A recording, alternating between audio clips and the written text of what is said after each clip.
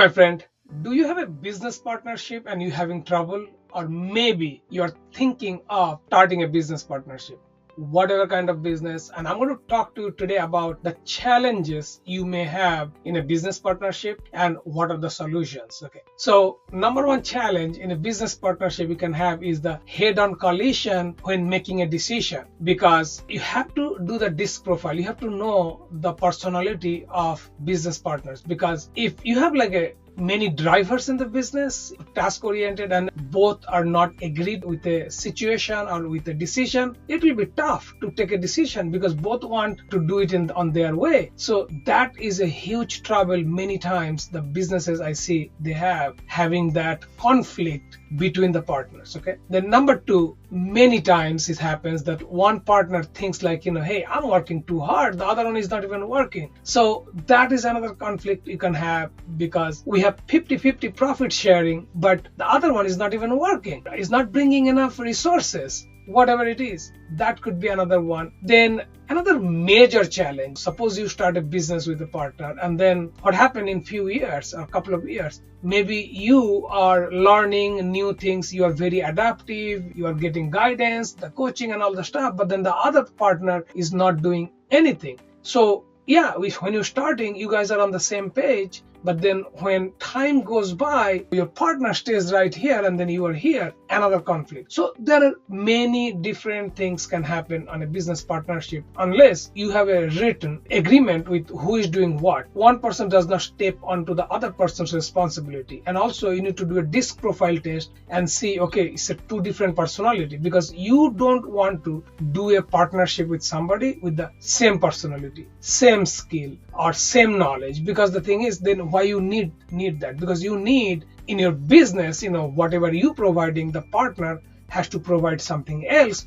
That's the way you come together and make that business fulfilled. So that's the way to go. But there are many fine lines. You got to make sure that both partners, or you have like a multiple partners, understands their particular responsibility on a day-to-day basis, weekly basis, monthly basis, and then they only do that. Do not step on to the other person's responsibility or micromanage. That can create a disaster. So that is kind of in a nutshell the challenges you can have. Now, what are the solutions? Of course, when you're starting a business, you don't know everything. It's impossible. If you think like you know everything, you'll create a disaster for your business. That's guaranteed. Okay. So you don't know everything. Now, what do you want to do? You can do two things. You can do a joint venture, or you can do a equity partnership if you don't have enough money to hire employees. So that's what I'm talking about. Like say when you are a real estate agent, or you are an independent contractor, maybe opening whatever kind of business, any kind of business, and then you don't have the knowledge on the other stuff. What do? You do a equity partnership, means you know exactly how much portion of the profit you can give it to somebody. For example, you say, I need 3 people to help me because I'm very skillful. I'm opening a restaurant, or I'm a real estate salesperson, or any kind of salesperson. I'm good at sales, but I'm not good at this marketing, or I'm not good at, something else, a strategy, or maintaining the finances, or whatever it is. Okay. Then what do? You say, okay, I need 50% of the profit because I'm the CEO.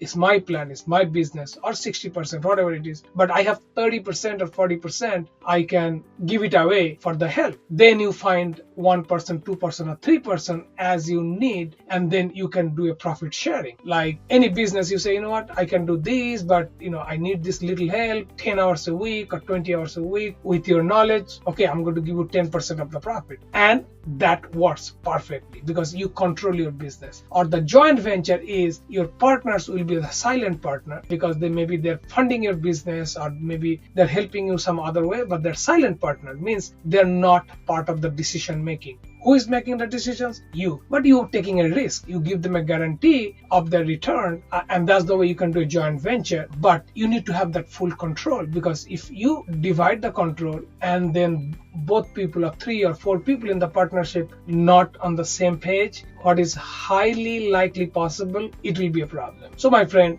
before starting a partnership, make sure you give a thought to these points. And if you have any other question, you can always make a comment or reach out to me. My email address is there on my profile. Reach out to me. I'll be glad to discuss in details. Thanks for watching this video. I really appreciate it. Always wish you all the best. See you in another video.